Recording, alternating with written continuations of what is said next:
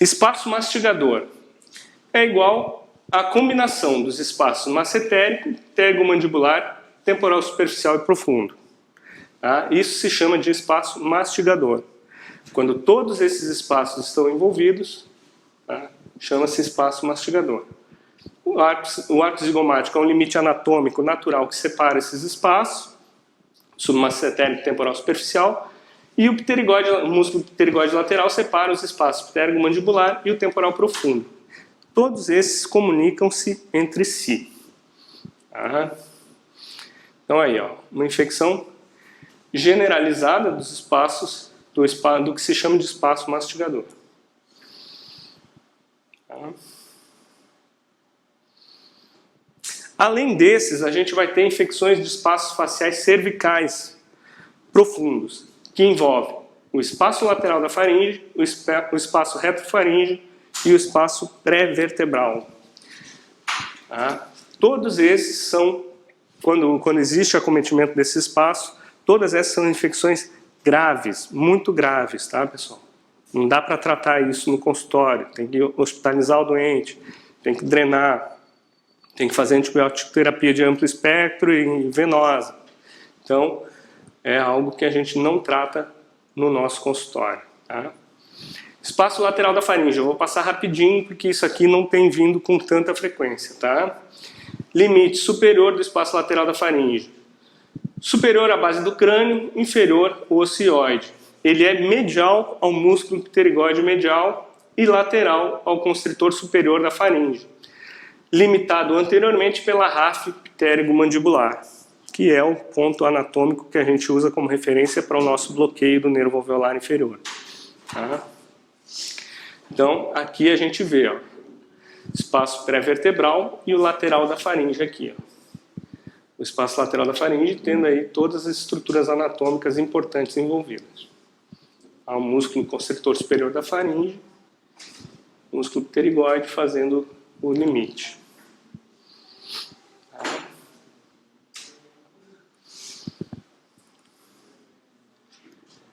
Conteúdo do espaço lateral da faringe. Bainha carotídea que tem o nervo vago, a veia jugular interna, as carótidas comum e interna, mais os nervos 9, 10 e 12. Glossofaríngeo, vago e hipoglosso. Tá? Isso é importante. Tá? Trismo grave é uma das características clínicas por acometimento do músculo pterigóide medial. A gente viu que é um músculo que é envolvido frequentemente por trismo nessas infecções. E um aumento de volume na lateral do pescoço, inferior ao ângulo mandibular.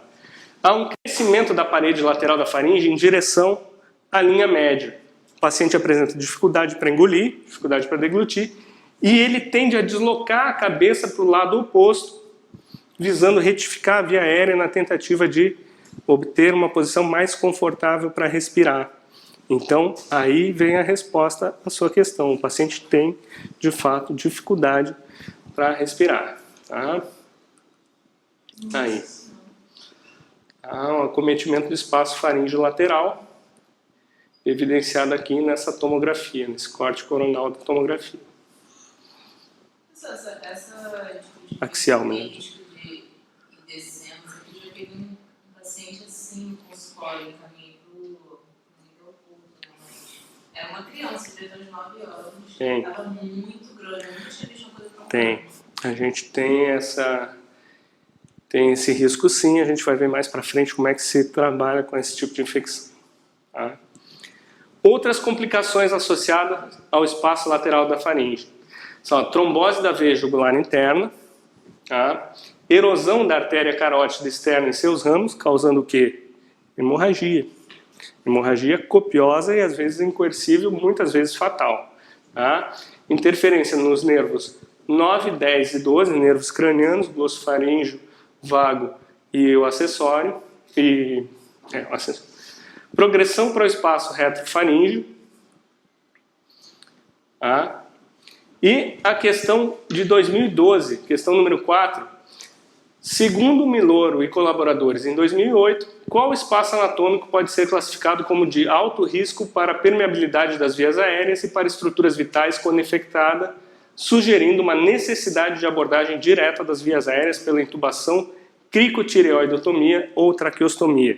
É assim que se trata a insuficiência respiratória aguda nesses casos, tá, pessoal? Por intubação, cricotireoidotomia ou traqueostomia. Tá? Diferença entre uma abordagem e outra é o tempo disponível. Tá? Se você tem capacidade, condições e tempo, você pode tentar uma intubação. Não havendo, a saída é uma traqueostomia. Traqueostomia é um procedimento eletivo, tá, pessoal? Procedimento eletivo. Você vai lá, campinho estéreo, anestesia o doente bonitinho, faz a incisão em planos, divulsiona, posiciona cânula, amarra ou sutura, enfim. É um procedimento eletivo. Agora, a cricotireoidotomia é um procedimento de emergência. Tá? É um procedimento que se impõe. Diferença da crico para tráqueo? Então, começa pela dinâmica. A crico é sempre emergência. Se você não fizer, o paciente vai morrer. Tá? A tráqueo, se você não fizer, pode até ser que o paciente morra, mas você tem tempo para fazer. Tá? E a técnica de cricotireoidotomia e de traqueostomia varia completamente, elas são diferentes. Tá? Começa que a cricotireoidotomia é uma incisão horizontal, a tráqueo geralmente é uma incisão vertical. Tá? Não é o objetivo da aula, mas depois a gente pode conversar sobre isso. Tá? Então vamos lá, nós temos 5 alternativas. Espaço de alto risco para a permeabilidade das vias aéreas e estruturas vitais. A gente acabou de ver. Submandibular, B, submacetérico, C, submentoniano, D, pterygomandibular e letra E, o faríngeo lateral. Eu pedi para vocês anotarem, faríngeo lateral, né, um espaço de alto risco para a permeabilidade das vias aéreas. Letra E. Tá? E aqui uma imagem, um diagrama mostrando os principais pontos de incisão e drenagem. Então aqui na região anterior do pescoço, logo anterior ao músculo externo plenimastoide, a gente vai ter aqui o ponto de drenagem do faríngeo lateral, retrofaríngeo e da bainha carótica. Tá? Temporal superficial e profundo e o submacetérico, é uma incisão praticamente aqui já no couro cabeludo, na linha de inserção aqui dos músculos. Tá? Submandibular, submentoniano, sublingual são todas incisões extraorais. Todas incisões na face, na pele. Pele e divulsão pelos tecidos profundos. Mais um espaço importante desses profundos é o retrofaríngeo. Ele fica atrás dos tecidos moles da faringe, localizado entre o músculo constritor superior da faringe e a fáscia bucofaríngea e fáscia alar. Qual é o problema associado a esse espaço? A infecção pode estender-se desse espaço para o espaço potencial, que é um espaço mais profundo e associado a infecções de alta gravidade. Tá? Então a gente vai ter aqui as fáscias, que são espaços potenciais também, que se situam ao longo da coluna. A gente vai ter a fáscia bucofaríngea, a fáscia alar, que é essa que divide aqui entre as duas, a fáscia pré-vertebral, o espaço retrofaríngeo e o chamado espaço potencial. Do espaço potencial retrofaríngeo, as infecções podem tomar a via descendente e atingir o mediastino. Tá? E a gente vai ver como é que isso se processa. Tá? O espaço retrofaríngeo pode ser avaliado com radiografias laterais do pescoço, da coluna cervical, para determinar se ele está aumentado e, portanto, comprometendo a via aérea. Tá? E a imagem clássica é essa. Esse aqui é um paciente sem comprometimento, um paciente rígido. Esse aqui é um paciente com o espaço retrofaríngeo acometido. Essa posição anteriorizada da cabeça, essa perda da chamada lordose cervical. Lordose cervical é essa curvatura natural da coluna. O paciente perde na tentativa de quê? De melhorar a respiração.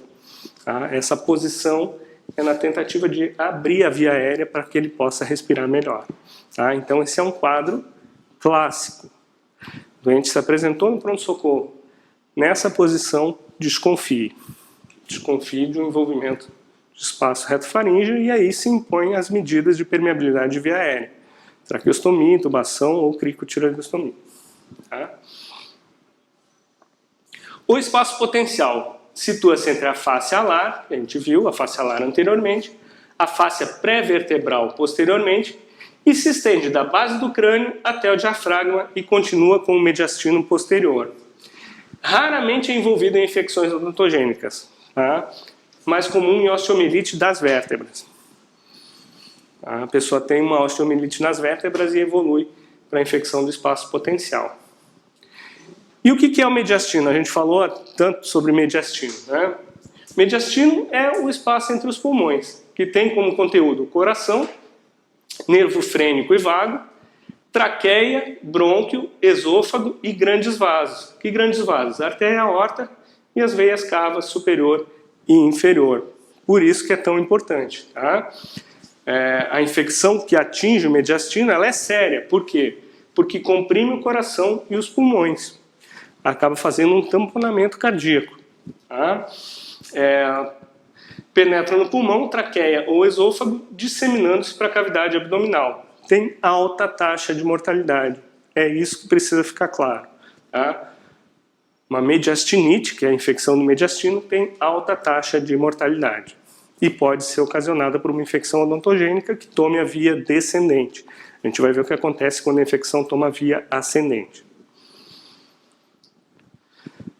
Questão 5, pessoal. Localiza aí, por favor. Vamos lá. Marinha, em 2014. De acordo com Miloro e colaboradores em 2018, sobre a relação dos espaços profundos nas infecções de origem odontogênica, é correto afirmar que o espaço submentoniano comprometido tem como abordagem primária a incisão e drenagem intraoral. Lembra que eu falei para vocês que geralmente submentoniano é acesso extraoral, né? A incisão extraoral. Letra B. Correto, tá, pessoal? O acesso para incisão e drenagem quando o espaço submandibular está comprometido é intraoral? Submandibular? Não, é extraoral. Letra C. O comprometimento do espaço bucal tem como causas prováveis os pré-molares superiores e inferiores, além dos molares superiores. Comprometimento do espaço bucal tem como causas prováveis os pré-molares superiores e inferiores, além dos molares superiores. Certo ou errado, pessoal? Correto, né? Letra D. O espaço pterigomandibular comprometido tem como causa provável os terceiros molares superiores. Não, né? Molares inferiores. E letra E. A infecção dos molares inferiores geralmente compromete os espaços infratemporal e temporal profundo. Contrário, né?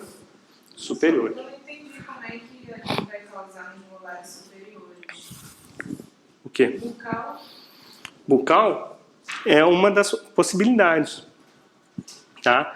Lembra que eu mostrei a figura da inserção do músculo bucinador abaixo do ápice dos molares? Ah, tá. Tem abaixo. E tem acima. Tá? Pode ser abaixo ou acima. Vai depender da inserção. Exato. Do comprimento das raízes, da inserção do músculo, tudo isso.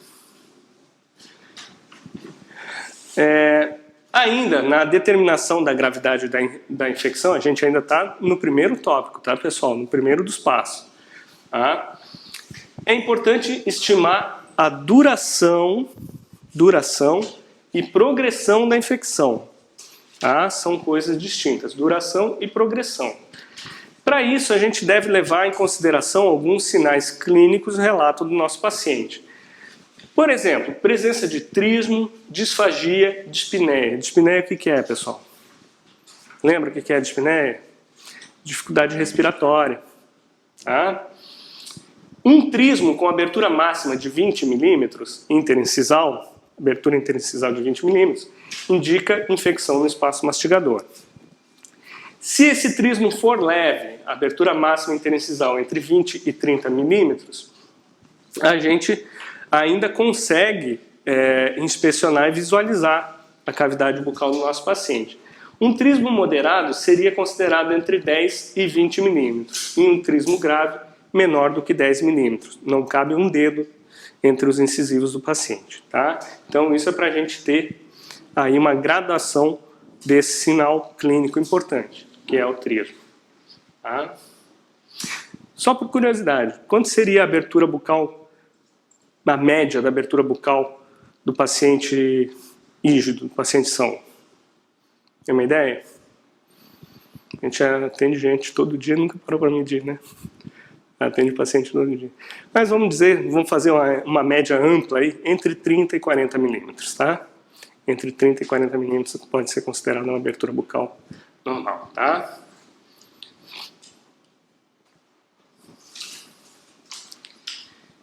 E um outro sinal importantíssimo para a gente é o facies tóxico, né? O paciente que chega com aquela cara de doente.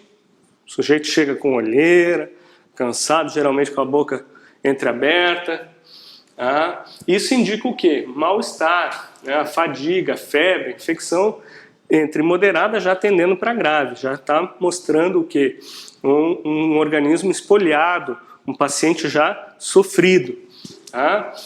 E para que a gente tenha o registro também e possa se basear para a duração e progressão da infecção, é importante registrar os sinais vitais: temperatura, frequência respiratória, frequência cardíaca e pressão arterial. Tá? Temperatura é o principal sinal aí que altera com a infecção. Um aumento de temperatura é chamado de febre. Tá? E a temperatura acima de 38,3 graus Celsius é uma indicação de infecção grave, tá, pessoal? Grave. Quando a gente observar a frequência cardíaca ou pulso aumentada acima de 100 batimentos por minuto, isso nos indica uma infecção grave.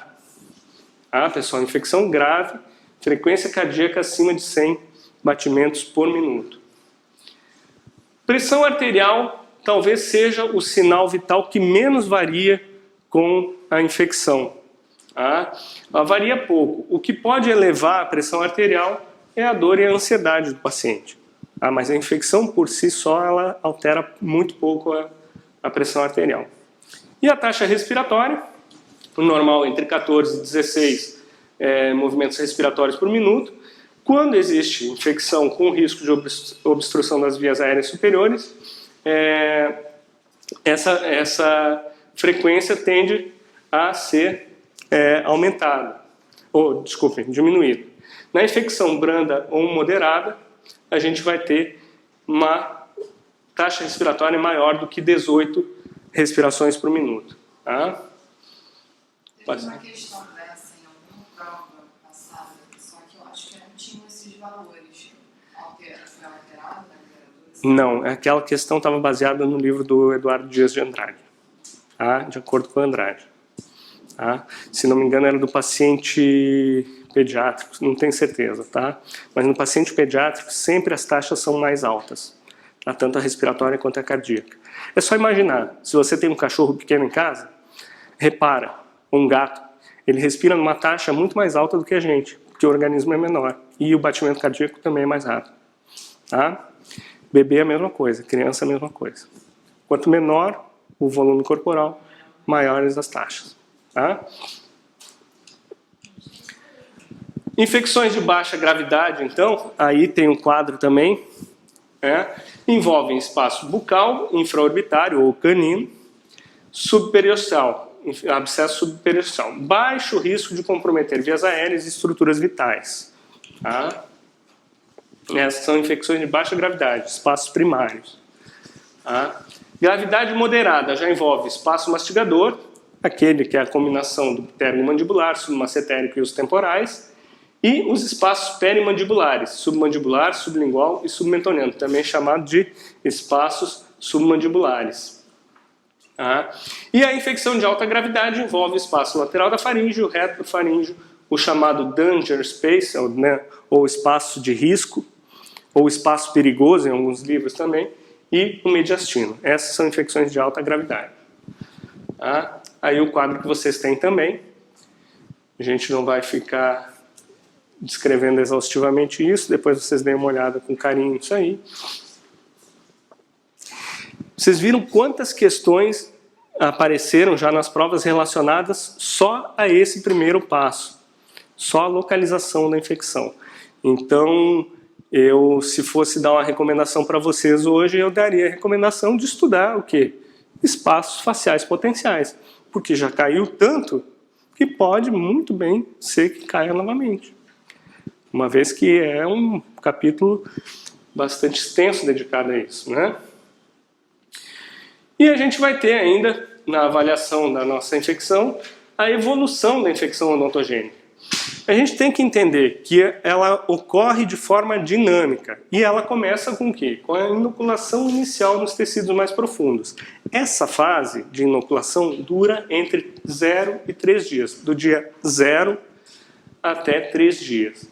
Como é que se apresenta? Se apresenta em consistência amolecida e de forma difusa. Tá? Vai aparecer.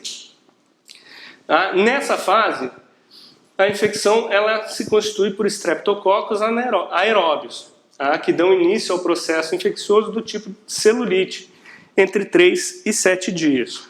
Tá? Só que o que acontece? Eu não falei para vocês que a infecção é dinâmica?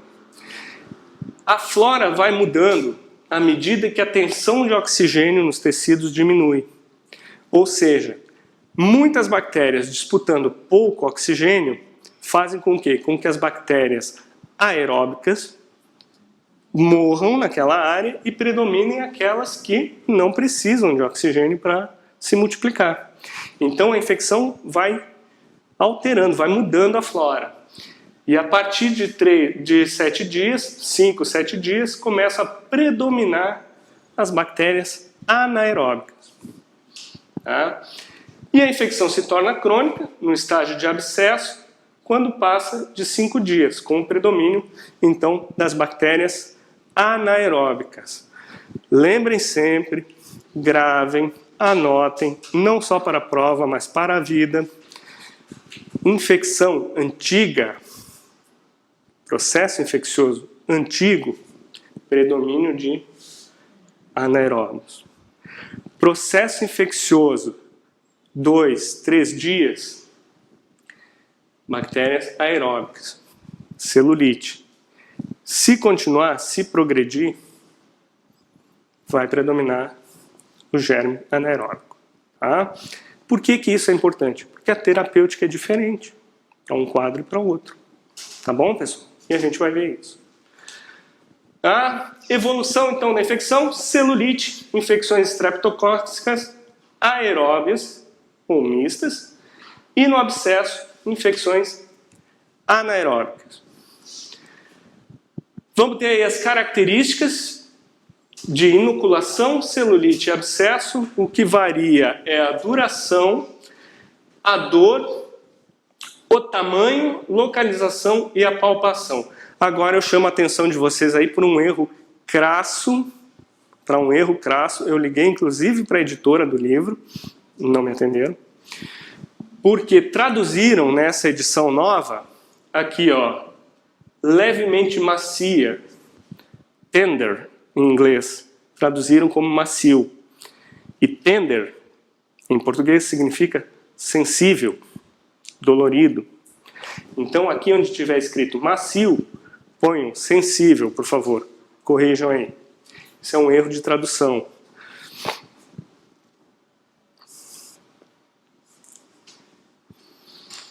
Tá? Então, como é que a palpação, pessoal, pode ser dura e muito macia? Não existe isso. Então, a palpação é dura, porém muito sensível, muito dolorosa. O abscesso, a palpação, é flutuante, porém dolorosa. Tá? Coloração normal na inoculação, avermelhada na celulite e avermelhada na periferia, com o centro mais amarelado ou mais esbranquiçado no abscesso. Tá? A pele pode estar normal na inoculação, espessada na celulite e debilitada e brilhante no centro, no abscesso. Tá? Temperatura da superfície. Inoculação ligeiramente aquecida, na celulite é quente e no abscesso ela é moderadamente quente. A celulite realmente é a temperatura da pele, realmente a gente consegue sentir mais quente. Tá? Outro sinal interessante é o mal-estar. Na inoculação ele pode ser leve ou até nem existir, fase de inoculação. Na celulite é quando o mal-estar se apresenta na forma mais proeminente. Então o paciente com celulite é o que vai apresentar geralmente a face tóxica, né? Aquela cara de doente, geralmente é na fase de celulite. Tá? E no abscesso já está mais moderado, ou pode ser intenso também, dependendo do espaço envolvido. Tá? Gravidade. Gravidade é um sinal interessante também, é um indicador interessante. Na fase de inoculação, a gravidade é baixa. Você extrai o dente ou faz o acesso endodôntico e não evolui. Já na celulite, a gravidade é alta. Por quê? Porque é um processo que está em franca disseminação. Tá? Você não tem uma localização da coleção como tem no abscesso. Tá? O abscesso, a tendência é ser menos grave do que a celulite, embora no abscesso predomine anaeróbicos. Tá? Entendido isso, pessoal? Infecção é dinâmica e são 3 estágios: inoculação, celulite e abscesso. Tá? Aqui então as diferenças: uma celulite e um abscesso localizado. Tá, pessoal? Uma infecção disseminada, uma infecção localizada. Menor, maior. Certo? Questão 2, então. A infecção odontogênica tem como sequência correta no seu curso natural A. Abscesso, celulite e fístula. Não. Celulite, abscesso e fístula. Sim. Ah, Fabiano, você não falou sobre fístula. A fístula não é propriamente uma fase da infecção, uma fase de evolução. A fístula é a exteriorização do conteúdo infeccioso, o conteúdo purulento, ou na face, ou na pele, ou na mucosa. Tá? Letra C, fístula, celulite e abscesso. A gente pode considerar a fístula como uma parte final, mas nem sempre isso é verdade. Tá? E odontalgia, incisão e fístula. Não, né, pessoal? Não tem nada a ver. A resposta... ainda tem mais uma. Edema, odontalgia e erupção. Sempre tem as bancas que colocam alguma coisa nada a ver para desorientar a pessoa. Então, nesse caso, a resposta correta é, como a gente viu, a celulite, o abscesso e exterioriza como uma fístula. Bom, correta a letra B. Questão número 7, da Força Aérea em 2009. São características clínicas das infecções odontogênicas na fase de celulite. Então vamos lá, pessoal. Celulite. São 4 alternativas que nós temos. Letra A. Dor intensa e evolução aguda, ou seja, um processo rápido. Letra A, correta? Dor intensa e evolução aguda? Correto, né, pessoal? Vamos ver as outras alternativas. Bem delimitado, sem dor intensa. Isso é característica de quê? Abscesso. Quadro crônico com secreção purulenta bem delimitada e sem dor.